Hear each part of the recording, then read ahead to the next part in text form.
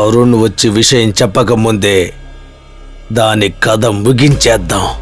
పగబట్టిన పావులా కాచుకొనుందాం.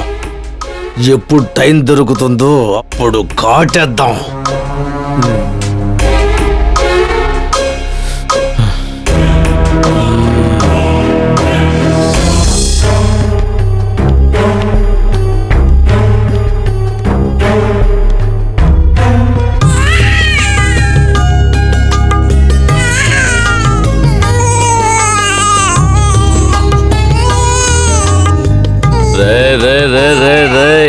ఏంటమ్మా, ఏంట్రా?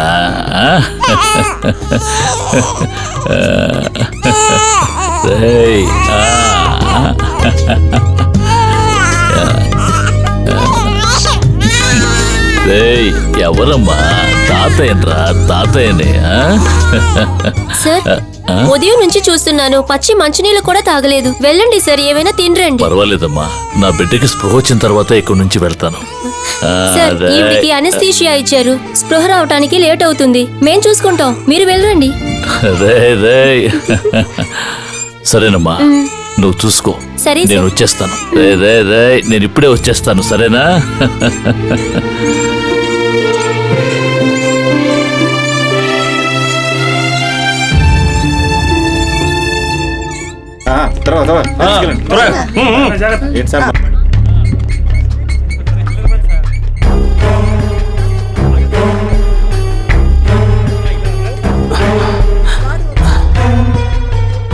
బా వెళ్ళిపోయాడు.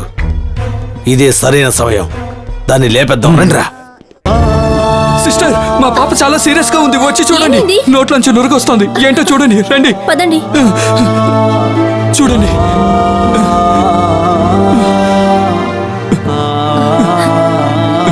సారీ అండి, పాప చనిపోయింది. ఏంటి, పాప చనిపోయిందా?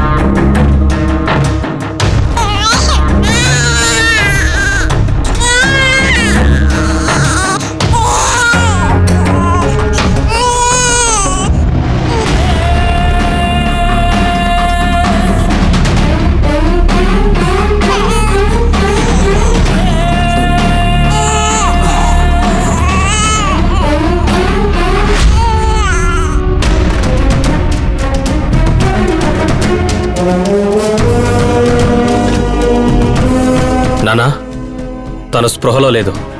ఇదే మంచి ఛాన్స్. వీళ్ళిద్దరిని ఇప్పుడే ఇక్కడే చంపేద్దాం. రేయ్, నేను చెడ్డవాడినే, కానీ ఒక పసిబిడ్డని చంపేటంత నికృష్టుణ్ణి మాత్రం కాదు. మీరు ఏమంటున్నారు నాన్న? ఆ పసిబిడ్డే ఆ ఆస్తి అంతటికీ ఒకే వారసురాలు. ముందు దాన్నే చంపేయాలి. తెలుసురా, అందుకనే ఆ పసిబిడ్డని నువ్వు చంపు, వాళ్ళమ్మని నేను చంపుతాను. అది